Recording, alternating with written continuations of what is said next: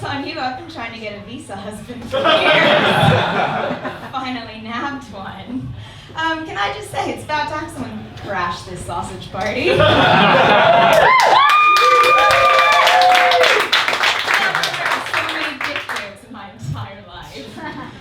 But here we are. Anyways, let's get into it. I've got a real problem with people who say that they were born in the wrong decade.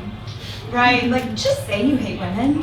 Just say it. Just say it. Because we all know the kind of men that say this shit, right? Like, we kind of know them, but they're like, so misunderstood. But we know this men, right? They've got a cocaine addiction and a cover band. And they think the year that they were born is the difference between them being a mama's boy and Metallica. I was just born in the wrong decade. No, you weren't! And you know who never says that stuff? Women. Just let me look at it. We've seen it. The last 200 years, they were not great for us. All right, we were there. And if I get to pick a decade that I was born in, I'm going into the unknown. I'm going into the future because you know what?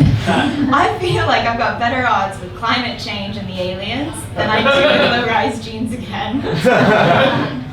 That's it. Speaking of places that I never want to go back to, I'm from Texas. Thank you. I grew up in the city of Houston, right next door to NASA. It was fucking cool. Everyone's parents were like rocket scientists and astronauts. Except mine. Yeah, Houston had a problem, and it was my dad. Yeah, I'm a bit of a nepo baby. Maybe not in the way that you expect. My dad was actually a champion bull rider. Yeah, Texas baby. But nepotism isn't nearly as sexy when there's so much livestock involved. You can't just walk up to a cow and be like, excuse me, do you know who my dad is? That doesn't really work. But we tried, and you know, parenting doesn't really come naturally to cowboys. I think the most involved that my dad ever really got was threatening to shoot my prom date, just because he picked me up in a Prius. But we move. What I'm trying to say is that when it comes to dealing with difficult men, it ain't my first rodeo. Far from. I like most people with daddy issues, I love emotionally unavailable men, so naturally, London was perfect for me. Yeah, I mean, this is basically where all of my rom-com fantasies came to die.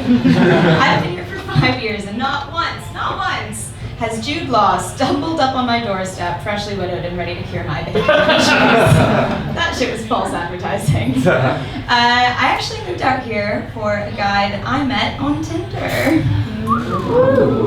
What could go wrong? Me and this fella, we'll call him Will, because that's his name. We were living together, we were working together. Our whole lives just completely intertwined. And in the middle of this arrangement, homeboy decides to friend zone me and start dating another woman. What he forgot was that he was my landlord, my boss, and to be fair, my only friend at the time. So I didn't really have any place else to go. So one day I come home, and William had so very kindly set up an inflatable mattress in the corner of his bedroom for me to sleep on. So that him and his new girlfriend could share the bed. And I'm really not proud to tell you all this, but we made that work for 3 months. 3 months, me on a squishy inflatable mattress and them in the bed. It was terrible. I've never related more to Harry Potter in my entire life. I was the girl who literally lived in her ex-boyfriend's cupboard. But I told this story to a friend recently, and he was like, wow, you really dodged a bullet there. And I'm like, I think I took the fucking bullet.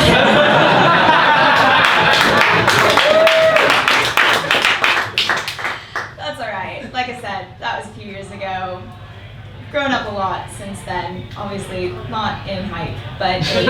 I turned 30 this year. No! Thank you. Whoever shouted no way, thank you. I turned 30 this year, and man, I went down swell swinging. I was treating my 29 3/4 body like it was the last days of Rome, right? Like I was eating dairy again. I was going out, staying up late. I felt really, really bold one night, and I took some nudes. Went to send them to this guy that I hadn't heard from in a while, you know, the one that got away. I was like trying to get his attention, see if it worked. But my dad never replied. Jamie, thank you.